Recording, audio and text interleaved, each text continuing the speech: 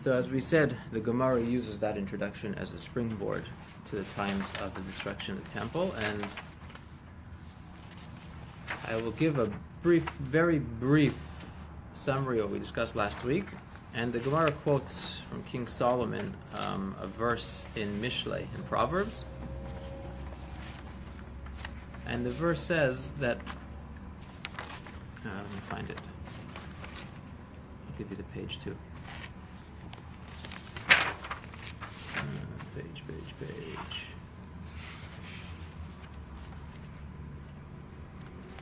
Not too far.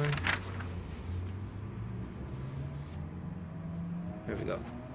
On page 95b4.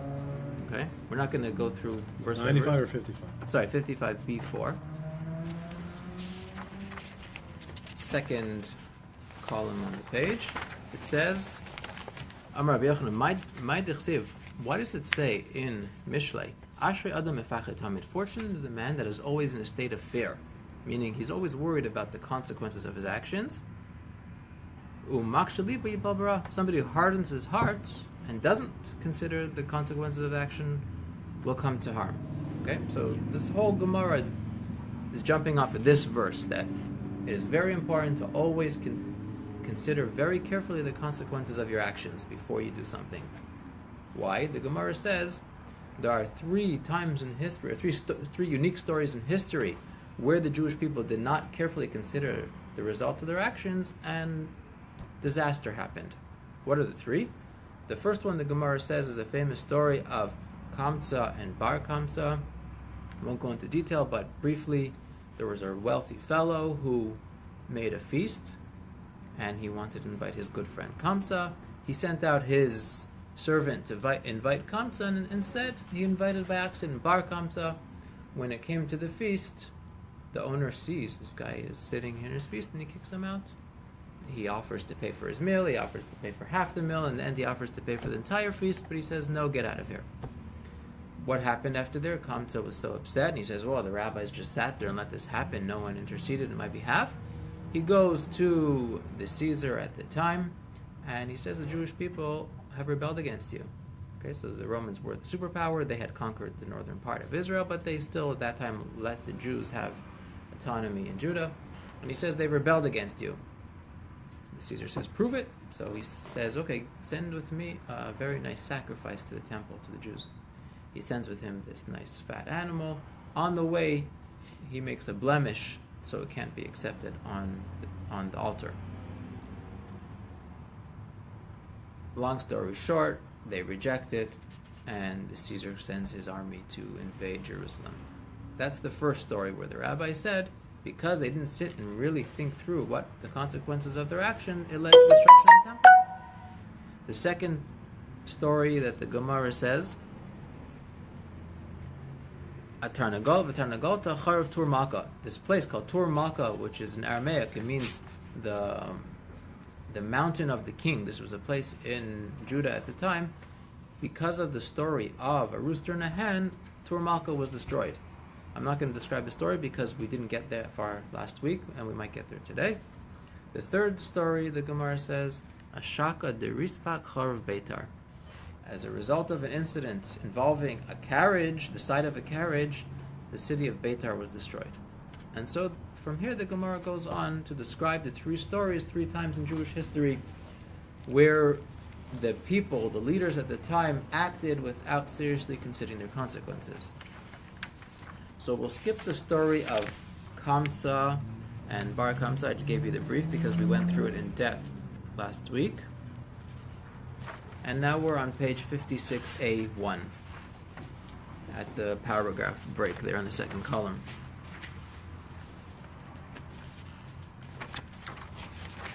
So the end of the story of Kamsa, when Kamsa comes to the rabbis with the sacrifice that the Caesar sent, that the Gemara tells us that was Nero Caesar at the time, the rabbis decided, what are we going to do?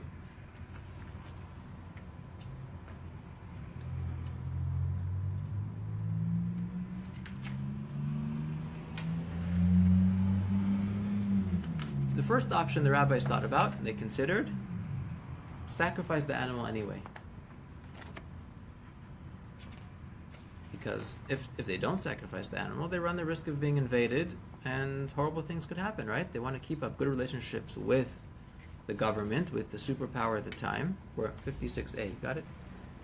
I'll get it eventually. All right, no problem. We haven't started reading inside yet, so... I see 56A3. Okay, 56A1, so go back 2 pages. Yeah, so it doesn't, but it's not written on it, eh? Yeah, it's yours is just missing up at the top. Okay. Bad photocopy. So it must be here. Must be here. Okay.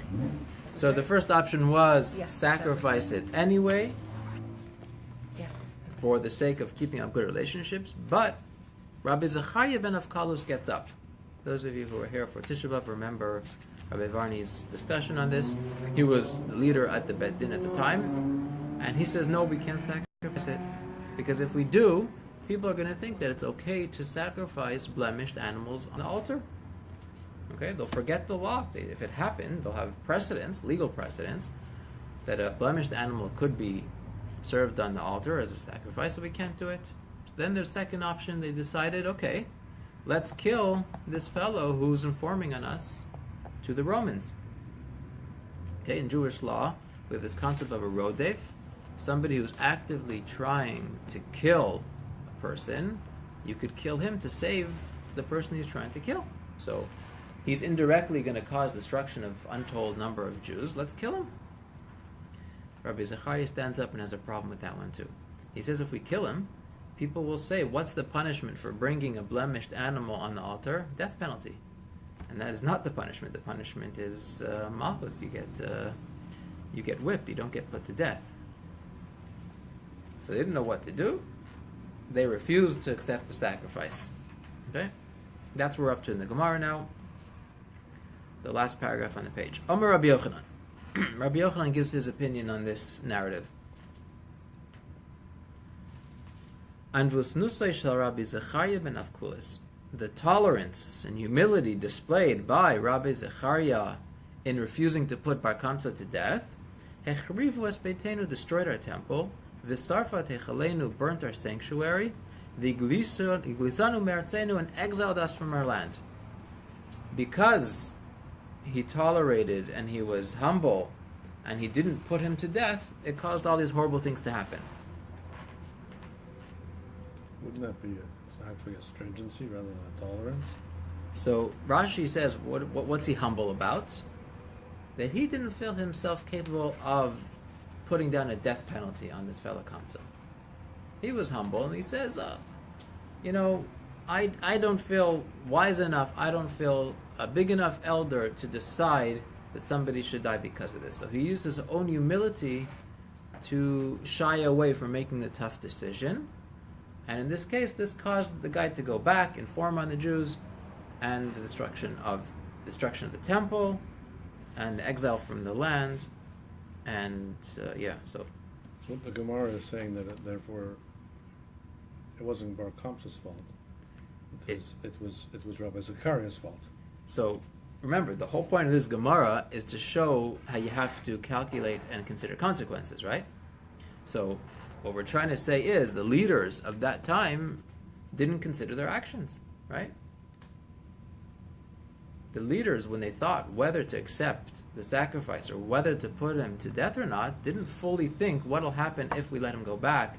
It'll lead to destruction. And they said, he used his humility, that the Gemara, Rabbi Yochanan says, he used his humility not to make that tough decision, and he didn't have the foresight to see what's going to happen, and that caused the destruction. So, while technically the tool used was Kamsa, he wasn't the leader of that generation forced with the tough decision of calculating the outcome of the decision on the entire Jewish nation. He was one upset guy who wanted to get revenge on the rabbis. And that's why it's putting it on Rabbi Zechariah, who was the head of the Sanhedrin, of the Bet Din at that time. Okay? Commentaries ask the question and say, well, destruction and the exile was already prophesized. How could he blame it on him? Prophets already said it was going to happen.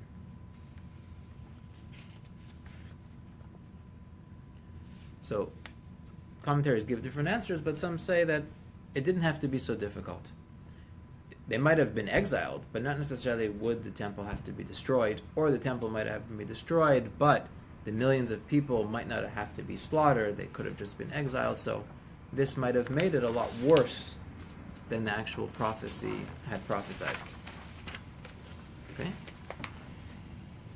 The Gemara continues the story, what happened from there. Shadar ilavaihu leniron Kesar. He goes back. Nero Caesar decides, Caesar Nero decides that he is going to attack Jerusalem.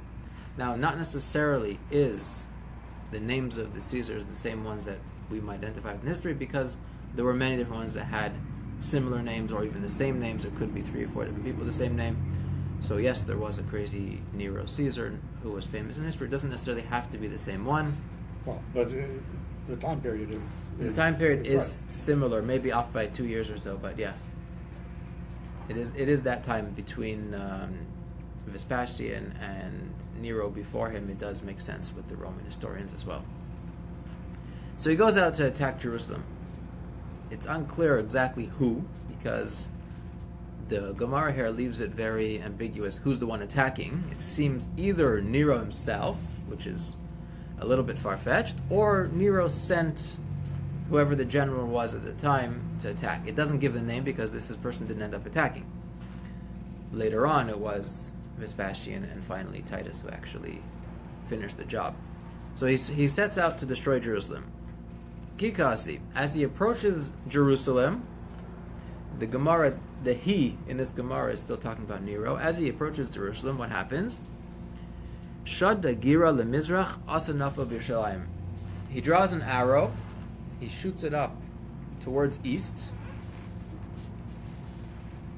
East Jerusalem, right? Rome is across the Mediterranean, so he shoots it towards Jerusalem. He's coming from the west to the east, and it falls in Jerusalem. Okay, basically, he is trying to divine what's going to be the outcome of his campaign, whether he's going to be successful or not, whether the forces, whether God wants this to happen. So symbolically, he shoots the arrow. Let's see what's going to happen. Will there be a miracle? The arrow doesn't land in Jerusalem, or will the arrow get carried to Jerusalem, and that's going to show him whether God wants him to attack Jerusalem or not.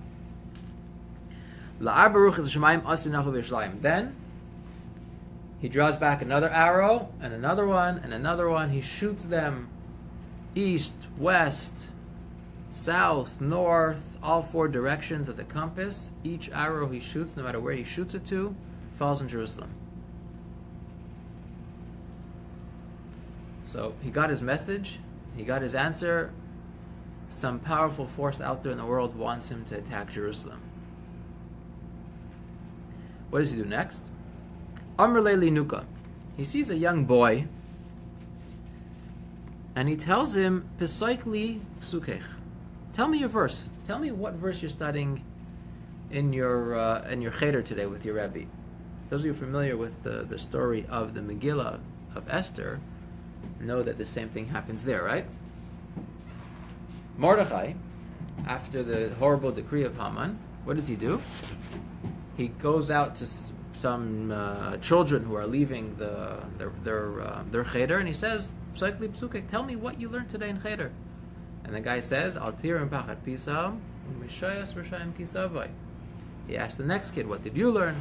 Utzu esev sufar dabr dabr layakum ki imanukel. Right? We say these verses every day. Do not fear, God is with us. So Mordechai took that as a sign that there will be a miracle and Hashem will save the Jewish people. Here, the Caesar is asking this kid, "Tell me what you learned today in cheder." Amr le, the boy replies. It says in the verse in Ezekiel where it speaks about the prophecy of the destruction, "V'nosati es nikmasi be'Edom biyad am Yisrael." I will take my revenge against Edom through the agency of my people Israel. Edom, referring to Rome. God, Yechezkel tells in his prophecy that even though they're going to destroy the temple, God is ultimately going to take revenge and destroy the nation who destroys the Jewish people, or who destroys the temple. Okay? Amar, Nero says to himself, "Kuchabrichu ba'ilacheruve besa." The Holy One, God, wants his house to be destroyed. Uvayilechapuri yadai bahu gavra, and he wants to wipe his hand clean on the individual who carries out the destruction. Okay, meaning, God wants me to destroy it, and then God wants to punish me for doing it. Arak v'azil v'gayer.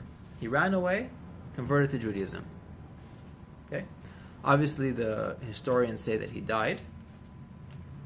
Either it's a different person who died, or he really didn't die, and they assumed he died. He disappeared, and they do think that he was poisoned and died, but there was a lot of upheaval at that time in the court, and a lot of assassinations, and it is possible that this specific person, this specific Caesar, did run away and convert to Judaism in secret, and they just assumed that he died. But that's what the Gemara says. He ran away, and he converted to Judaism. V'nafik minei Rabbi Meir. Not only did he become a convert, the great Rabbi Meir Balanes, he actually descends from Nero Caesar. Okay?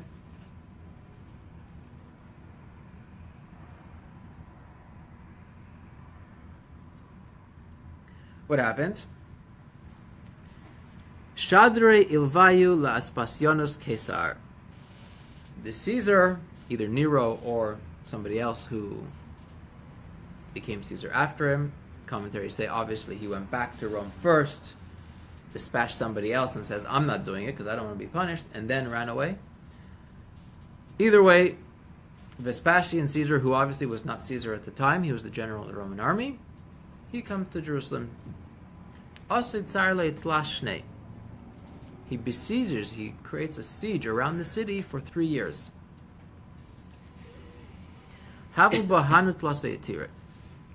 At that time, there were 3 extremely wealthy men living in Jerusalem. The first one was Nakdimon ben Gurion, the second one ben Kalba Savua, and the third one ben Tzitzis HaKeses. These are 3 very well-known wealthy individuals. Nakdimon actually donated doors to the temple. Kalba Savua was very famous in the story of Rabbi Akiva. He was this great wealthy landowner, and his daughter wants to marry Akiva at the time, and he doesn't allow it and excommunicates his daughter and disinherits her. Ben Tzitzis HaKeses, according to what I was able to discern, I'm not sure if it's accurate or not, he was a brother of Kamsa, and they were both extremely wealthy people and very influential. Also very wealthy men. Brother Kamsa or Bar Kamsa? Kamsa. Presumably Yeah. Bar Kamsa was a son of Kamsa. Kamsa, according to Josephus, had a brother whose name was Keses. So it is very possible that they were brothers. I don't know this for a fact. It is known that Kamsa was a wealthy individual, and it is known that the host at the time who wanted Kamsa to come was a wealthy individual. So we're talking about some of the leaders of the community, some of the most respected and wealthy members. At that time, these 3 wealthy individuals were still living in Jerusalem. The Gemara goes off on a tangent and explains why they have these interesting names. It doesn't sound very Jewish necessarily. Nakdimon ben Gurion. Ben Gurion's name was not Ben Gurion, right? He took it. David Green. Yeah. In general, all the Zionists at that time who came from Ashkenazi countries didn't have very Israeli, or how do you say, Palestinian-sounding names. They had their Ashkenaz names, so it didn't fit with the whole idea of Zionism. So many of them chose some very Jewish-sounding name. So Ben Gurion is one of them. Comes from the Gemara. There you go. Nakdimon ben Gurion. Why is he called Nakdimon ben Gurion? Shenikta leichama ba'avura. Because it once happened that the sun miraculously pierced the clouds on his behalf. Everyone know the story? Alright, I didn't print it out, so I'll tell it to you from memory. I just wanted to look at one thing.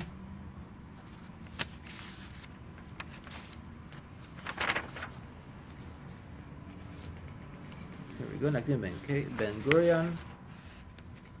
Steinzelt says his name was actually Bonnie. Someone who builds, I guess. He's one of the wealthiest men in Jerusalem at the time of the Second Temple. His name, Nakdimun ben Gurion. Okay, so what was the story? We all know there's a commandment in the Torah mentioned more than once, 3 times a year. We must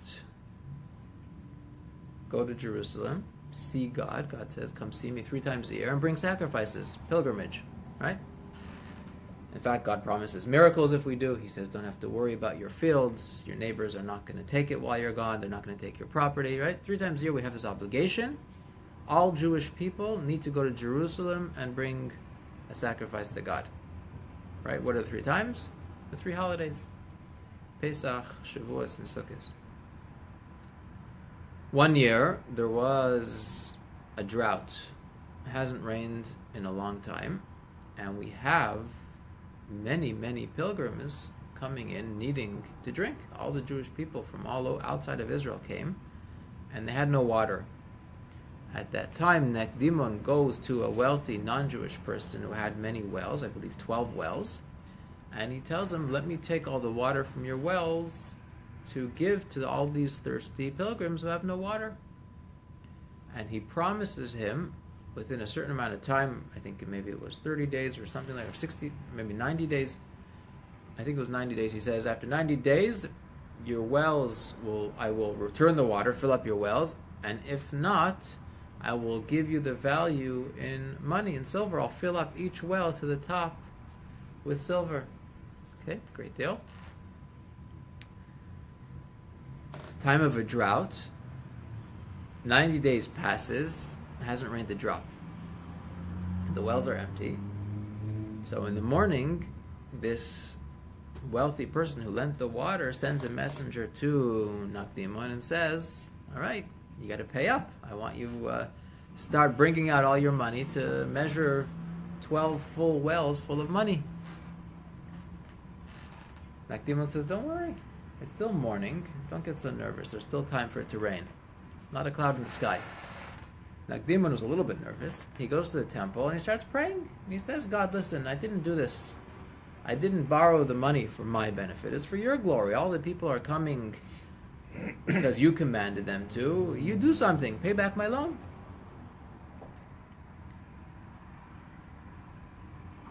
Towards the end of the day, the clouds roll in, and it rains so much that all his wells are overflowing, and he got paid back many times the amount of water that he borrowed. It's already evening time. The wealthy guy who lent the water sends a messenger back to Nakdimon and says, all right, you got to pay up. He says, what do you mean? You have your water back. He says, well, look, the sun's not shining. It's already the end of the 90th day. Your time's up. So what? You paid it back after the loan was due, and you promised within 90 days you pay up. You didn't. So Nakdimon has no choice. He goes back to the temple, and he starts praying again to God. Again. It's not for my honor I borrowed the water, it's for yours. Help me out. God makes a miracle. Sun pierces through the clouds to show that it's still daytime. The day hasn't ended, and he didn't have to pay him back. Okay, so this miracle of the sun piercing through the clouds, Nakda means pierce. So Nakdimon, he got the name pierced because of this miraculous story where the sun pierced through the clouds in his merit.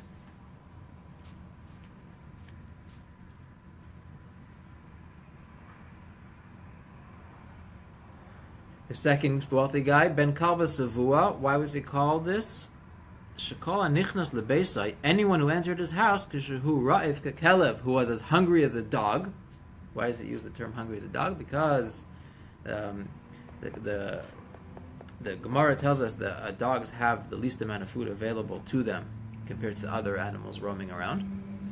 So anyone who comes into this guy, Kalba Savua's house, even though he's severely famished, Yaitse Kishusave will leave satisfied. He'll get fed a nice meal. Okay, no matter what, no matter who, no matter how hungry he is, anytime you show up at this guy's house, you leave full. He had so much money that he was able to stock untold amounts of food.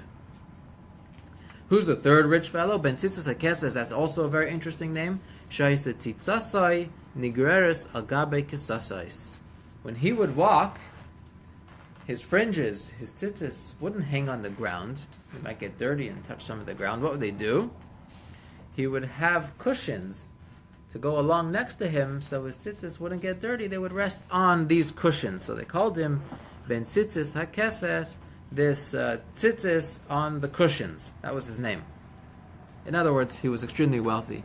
I guess today's equivalent of buying a Maserati or a Ferrari, just wasting money on something silly. So he wasted on some cushions so his clothes wouldn't get dirty. Ikadamri, some say there's a different reason why he has this unusual name. Shahai saw Kistoi Muteles ben Gedoli Raimi. Kistoi could also mean his cushion that he sits on, his seat cushion, because his seat cushion was placed among all the noble people of Rome. He was so wealthy that even the Romans respected him, and he sat with the noblemen.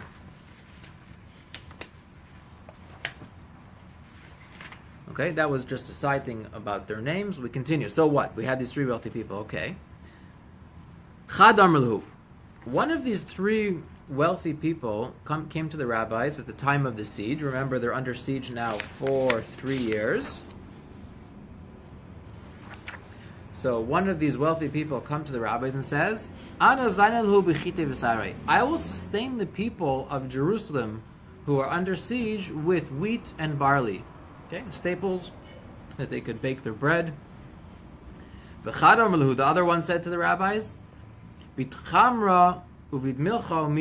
will supply all the people of Jerusalem with wine, salt, and oil. The third person said, I will supply them with wood.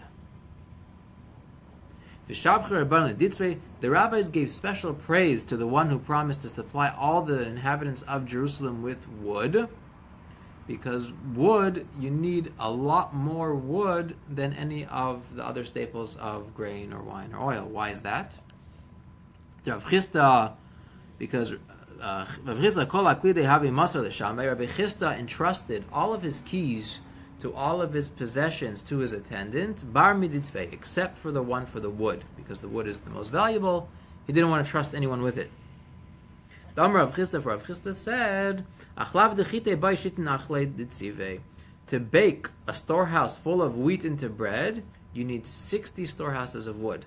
Okay, without electric ovens and without gas stoves, how did you bake the bread? With wood oven. So if you take a whole storehouse full of wheat to bake into bread, you will need so much wood to bake that bread, it will be 60 storehouses of wood. So they're saying, the guy who said that every inhabitant of Jerusalem will have enough wood for the siege, he's obviously given the most, presumably the most wealthy. Rabbi Steinsaltz gives a picture of a key from the time of the Mishnah period that Rabbi Chisda would give to all his students. So from archaeological evidence, that's what the keys would look like at that time. Interesting.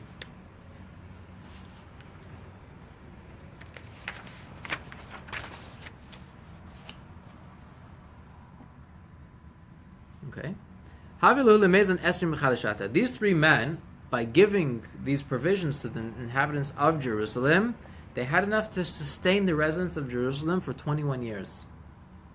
In other words, the armies of Rome should have given up before they would run out of food, right? They're not going to lay siege for 21 years. We know from history that the siege didn't last that long, so why not? Here are the real troublemakers. Havabuhu Hani Briane. There was some Baryone living amongst the residents of Jerusalem at the time. Baryone comes from the root of bur, meaning an empty person. People who were prone to violence, zealots, people who were not into making peace. They would rather fight. What do?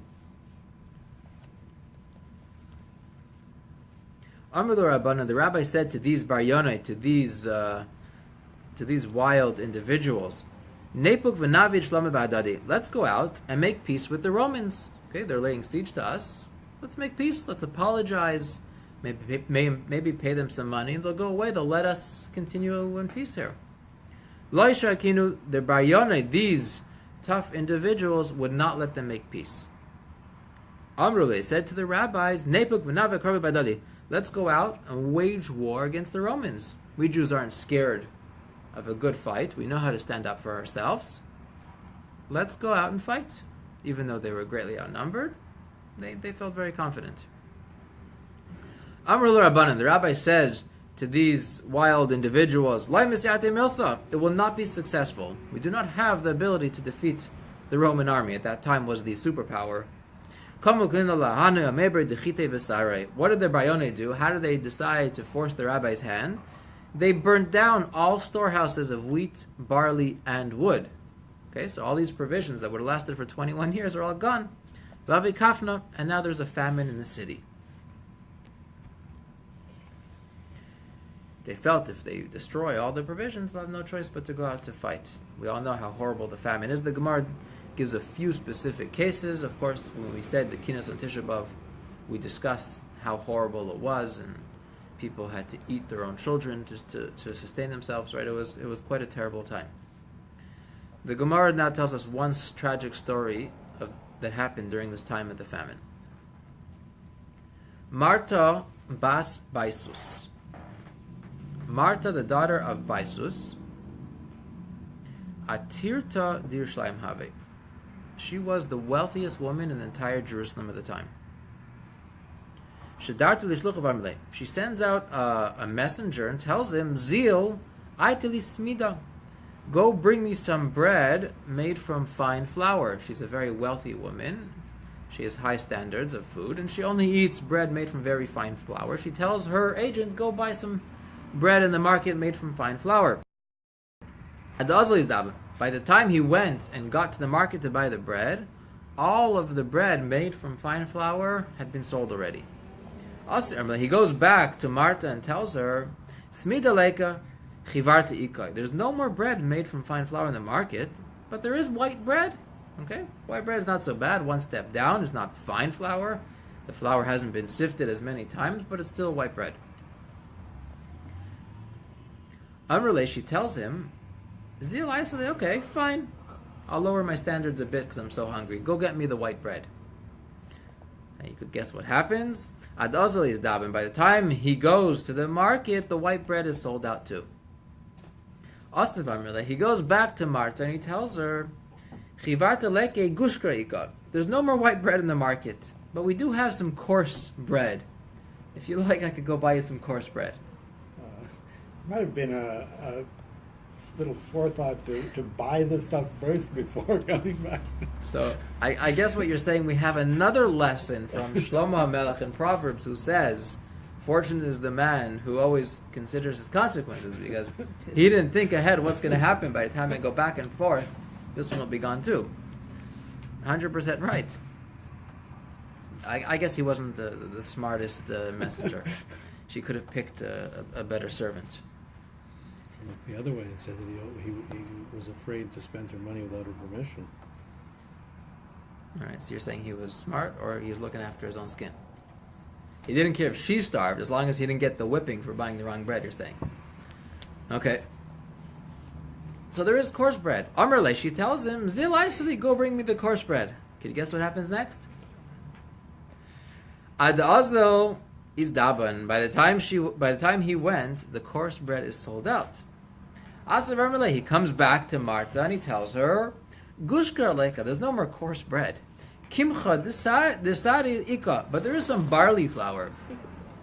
You don't typically use barley for making bread, at least not for a respectable individual. Barley you feed to the animals.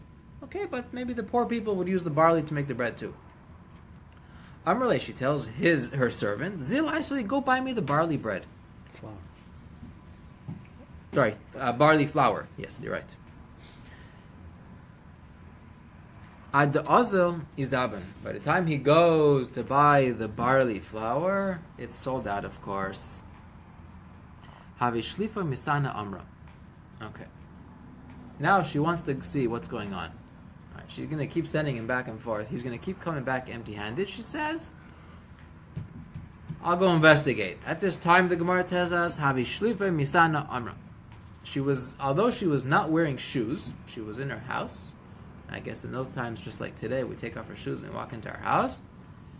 Especially then, where it was common, you didn't have paved roads or sidewalks, and there was no cars, so animals did what they did in the street. I have first-hand knowledge of what this looks at. I've been through villages in India where you're literally hopping, all around the road trying to get around the piles of dung in the road. So it's very common that your shoes would get dirty. So she's at home, not wearing shoes, and she says, I'll go find out, and I'll see whether I could find anything to eat. She goes out, doesn't even stop to put on her shoes. Maybe she's worried by the time she puts on her shoes, everything will be gone too. Maybe she doesn't want to get her shoes full of dung. Well, she wouldn't want to step in it without shoes too. That's what the shoes were for. Presumably she was in a big rush. The guy came back 3 times saying that things are selling out quickly, so she runs out. She ends up, the worst thing happened. She steps in a pile of excrement. It made her so sick that she stepped in it without her shoe, with her bare foot, that she ended up dying from this sickness. Rabbi Yochanan ben Zakkai, he has an interesting insight to give, and he says, it says in the Torah, it says in Deuteronomy during the portion of all the curses, and it says how horrible things are going to be when you don't listen to God, and God comes to destroy Jerusalem, right? It says, Haraka b'chava hanuga shalai nista kaf ragla etzagal arts. The Torah says, the delicate and pampered woman amongst you, who never went outside, never placed the sole of her foot on the ground, even she is going to have to do all these horrible things to survive. That's what the Torah says. So he says this verse is talking about this story of Martha, who ended up, she's someone who would never go outside barefoot. She ended up going outside barefoot. It ended up being the end of her. The Gemara tells us another version of the same story with this woman.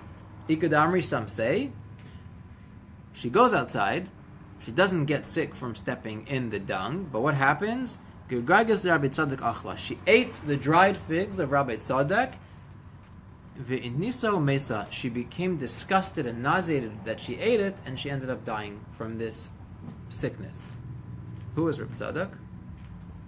The Gemara is going to tell us. The Rabbi Tzadok Yosef Arbain Shnin B'Tzainusa. Rabbi Tzadok, he fasted for 40 years leading up to the destruction of the temple. He knew that the destruction is coming from the prophecies. He fasted for 40 straight years. The Gemara is going to continue a little bit of the story of him later, but this is what's relevant now. So he fasted 40 years. He became so thin that anytime he would eat anything, you could see from the outside the food actually entering his body. It would stick out because he was so emaciated. V'chihavi bari. After the fast, he had to start consuming. He couldn't just start eating because his intestines were so contracted that food wouldn't be able to pass through. So what did they do? Maisilei Gregors, they brought him dried figs. Couldn't eat the dry fig. He would suck out whatever moisture, whatever nourishment, sweetness is left in the fig, and he would discard the husk, the dry fig that was left over. After he sucked out the juice, he would discard that in the street. So these are the figs. The Gemara is telling us that she, Martha, found these figs. This was the only food available. She eats them, and her delicate nature causes her to be so nauseated from eating these dry figs that he had sucked out the juice. She ends up dying from this sickness. So the Gemara concludes the story of Martha and says, as she was lying there dying, she took out all her gold and silver, and she threw it out into the marketplace. Amra, she said, what do I need all this money for? All this money that I have can't buy me even some barley flour, right? And this fulfills the prophecy that says in Chazkol again, they will when he prophesies how horrible it will be during the destruction of the temple, he says they will throw out their silver into the street. Okay, so this was just one story to show how horrible the famine was. Now the Gemara returns to the narrative in general. Aber Sikra, Reish Biryane Yerushalayim. Aber Sikra was the fellow who was the head of this group of the Biryane, of these tough zealots who were in control of Jerusalem, who had burnt down the storehouses. His name, their leader, is Aber Sikra. Bar Achosei de Rabbi Yochanan ben Zakkai. He was the son of the sister of Rabbi Yochanan ben Zakkai. Rabbi Yochanan ben Zakkai was the leading authority at that time in Jerusalem, so this is his nephew, who I guess didn't respect the rabbis too much. He was in control of all the tough guys. Kind of like they had their own neighborhood watch or JDL. They had their Jewish Defense League roaming the streets at that time, and they were all for the fight. Or maybe like Mr. Zimmerman from Florida, right? He would patrol at night looking for a fight. It looks like this could be a reference to the Sikari, who were people who went around with daggers. Yes. Sikra, that term, Sikra is also Sikari. We had that, we spoke about that in the Mishnah. So the assassins who used daggers, they got the name Sikari from that word. The Mishnah, last week we speaks about Sikrikon. These are the people who would go and steal the land from the Jewish people, right? Would say, give me your land or I kill you. So that name, Sikrikon, also comes from the dagger, Sikari, right? I think there was something here about it. Yeah, so there's two commentaries. Rashi says it comes from give me your land, Sakarke, but the other ones say it comes from the dagger that they would use. Sorry? But though you're talking about non-Jews and Jews. Well, these are Jews. Now this is the talking first about case this is Aber non-Jews, this is Sikra. Jews. Yeah. Aber Sikra is a Biryane. We're not calling him a Sikra Kon, we're calling him Biryane. What he's saying is that it's very apropos. His name was Aber Sikra because Sikra also means dagger. Steinzel says Sikari, borrowed from the Latin Sikari, meaning assassins or murderers, which is derived from the Latin Sika, which means dagger, which was their weapon of choice. Okay? The Sikari included different types of people, among them soldiers discharged from the Roman army, other Gentiles who acted as the occupying force, and various Jewish collaborators. So all these people were called Sikrikon. So Abba Sikari, he is the leader of these tough individuals at the time, and he is the nephew of Rabbi Yochanan ben Zakkai. Shalachle, Rabbi Yochanan ben Zakkai sends him to come. He wants to have a parley. Tabitzina legabe, tells him, come to me in secret. Doesn't want anyone to know about the meeting. Asa, Abba Sikra comes. Amar le Rabbi Yochanan tells him, Ad emas avitu hachi. How long are you going to act in this way and refuse any peace overtures to the Roman army? And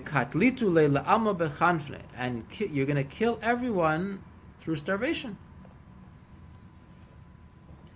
Amrle, Abba Sikra told Rabbi Yochanan ben Zakkai, Ma Yavid, what should I do?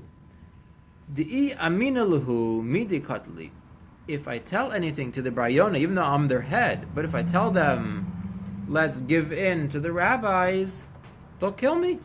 I won't be able to lead them anymore, right? At that time, the head of the political party would still listen or still be in fear of being dismissed from his position if he didn't listen to the party. These days, I think maybe it's a little bit different. Sometimes. Well, in certain situations, there are... necessarily be killed No. these days. But, There are countries where sometimes the head of the party says things without the party necessarily backing them or knowing anything about it. And he doesn't lose his position. But that's a whole other topic. Amrle, so he tells his uncle, what do you want me to do? If I tell the other Biryane to let's make peace, let's let the Jewish people go and have a parley with the Romans, they're going to kill me? Amrle, Rabbi Yochanan ben Zakkai says to him, I have a way, I have a plan. I find a way for me to get out of the city. After the Havayetzalah Porta, perhaps I'll be able to have some salvation, save some little part of the Jewish people, and we won't all get destroyed. Amr le Abba Sikra said to him, okay, this is what you should do. First, Nekoit nafshach b'ktir. Make yourself pretend to be sick. Right? Tell all your students, tell all the inhabitants of Jerusalem, Rabbi Yochanan ben Zakkai, the big leader, is sick. V'leisei kule alma v'lishlayubach. Let everyone come to visit and ask, and it should be the talk of the town that the head rabbi is sick and dying.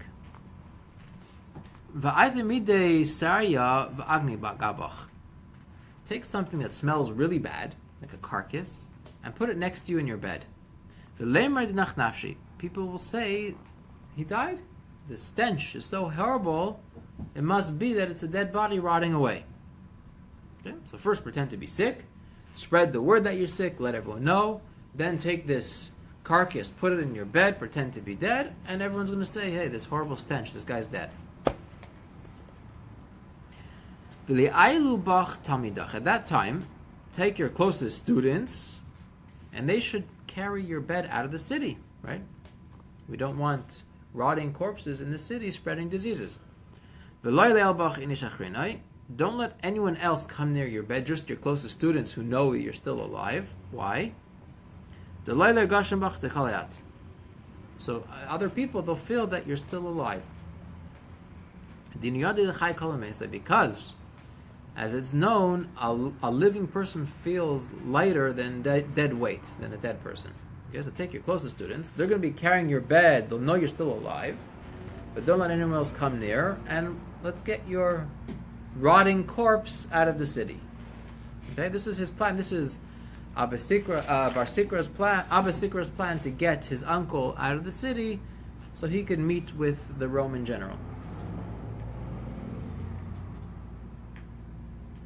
All right, should we stop here or continue? People are good to continue another 5 minutes? Okay. What happens? Avid Hachi. Rabbi Yochanan ben Zakkai takes his nephew's advice, and this is exactly what he does. Nichnas by Rabbi Elazar mitzad echad, Rabbi Yeshua mitzad echad. His student Rabbi Elazar comes and takes hold of one side of the bed, Rabbi Yeshua takes hold of the other side of the bed, and they carry it to the gates of the city. When they reach the gates, the Baryone, they wanted to stab Rabbi Yochanan ben Zakkai with spears to make sure he's really dead. They're so strict about not letting anyone out that they're worried that he's playing dead. They wanted to take their spears and stab him. Amar lahu Abba Sikra, the leader says, Yaimru Rabban Dakru. When the Romans see the body of Yochanan ben Zakkai coming out, and he's their big leader, the Romans are going to think that we stabbed our own rabbi. Okay, so the Baryane said, okay, we're not going to stab him. Let's shove him a little bit and see if he cries out. Amar lahu Abba Sikra said, Yaimru Rabban Dechafu. The Jewish people are going to say that us, the Baryane, are shoving the dead bodies of the rabbis. It's disrespectful. Okay, they give up. Paschu le bavak nafak. The Baryane finally opened the gate and they let the body of Rabbi Yochanan ben Zakkai go out. Kimat alazam. Rabbi Yochanan ben Zakkai finally reaches the Roman camp, which is in a siege, encircled around the city. Amar Shalama Allah Malka Shalom Alach Malka. He says to Vespasian, who was the general of the Roman army at the time, peace be unto you, O king, peace be unto you, O king. He refers to him as the king, as the Caesar.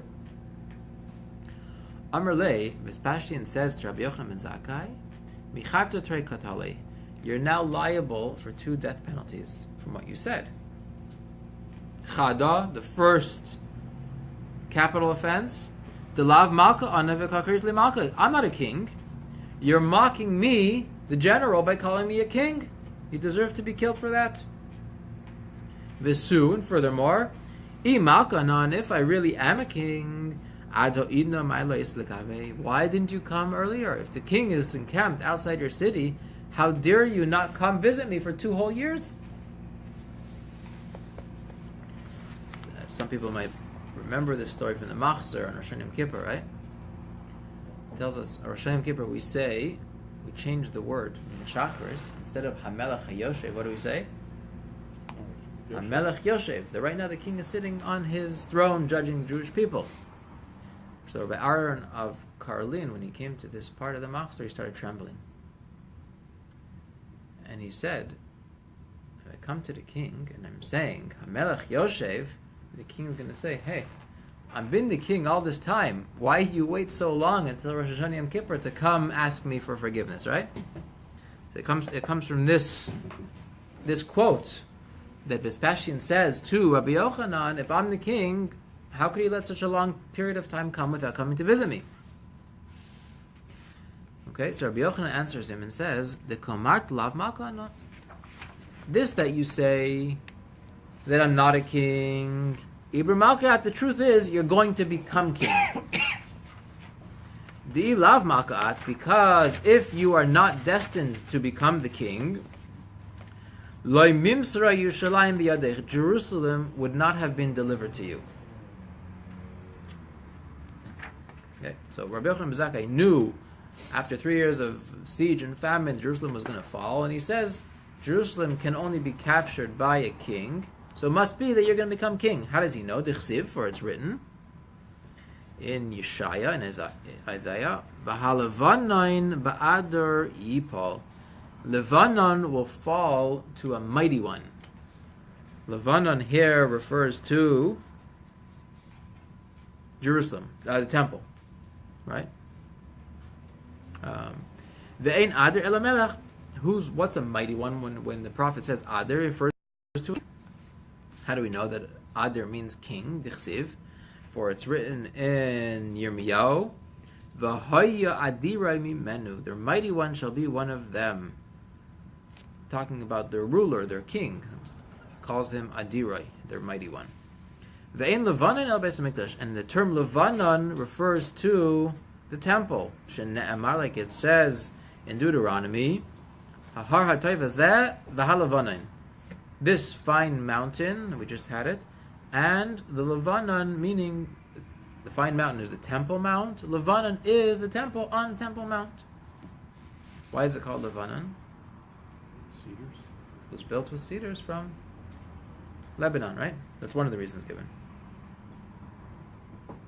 The other reason given is the root of Levanon is Lavan, white.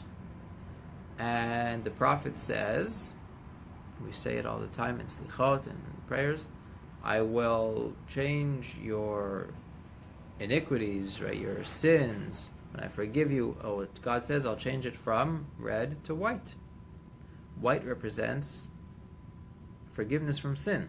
The temple, the sacrifice in the temple would forgive the Jewish people from sin. So it's called the white, Levanon. Okay. So he tells him, I called you king. I'm not deserving a death penalty that I'm mocking you because I'm calling you king because you're going to be king. I have proof from our prophets that you Vespasian, are going to be king one day. Secondly, why didn't I come until now? With the kamart and that to that which you asked, if I'm king, why didn't you come visit me until today? I had no choice. The Brayane, these tough guys who are patrolling the streets, don't let anyone leave. I couldn't have gone. Amar Lei, Vespasian says back to Rabbi Yochanan ben Zakkai, Ilu chavis shel dvash udraka in karachala. If you had a barrel full of honey, and you had a serpent, a snake, encircling around the barrel, what would you do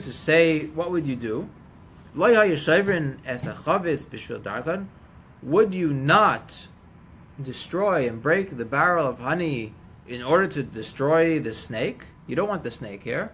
What are you going to say? I can't do anything because I'm going to lose my honey if I kill the snake? No. You'll take something, you'll smash the snake, and you'll destroy your barrel of honey to kill the snake. Right? In other words, he's telling him you should have destroyed the walls of the city which encircle Jerusalem in order to get rid of these tough guys who aren't letting peace happen. Okay, the Romans will be able to come in, walls will go down, and the Romans will take charge and we'll get rid of all these bad people and we'll put order in the city again. Ishtik, Rabbi Yochanan ben Zakkai was silent. Didn't have an answer to Vespasian that he should have destroyed the walls of Jerusalem and let the Romans come and conquer it instead of giving in to the tough guys.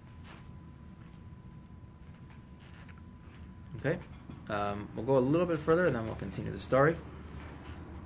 So the Gemara takes a pause for a second and says, Karle Rabbi Yosef v'Yitema Rabbi Akiva. Rabbi Yosef, and some say Rabbi Akiva, say the following about Rabbi Yochanan ben Zakkai. Meshav chachamim achar v'daitem yisakel. God turns wise men backwards and make their thinking foolish. Okay, as a punishment. This is a verse mentioned in Yeshaya.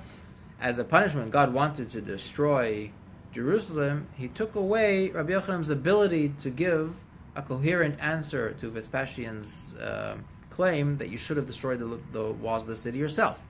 Why? What could he have answered? Because if Rabbi Yochanan ben Zakkai wanted to answer him, what would he say? If I have a barrel with a dangerous snake wrapped around it, I'll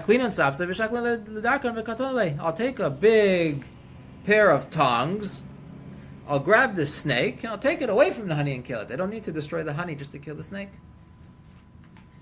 And that will leave the barrel of honey intact. Okay, we'll take a pause here. And next week we'll continue the narrative of the rest of their conversation.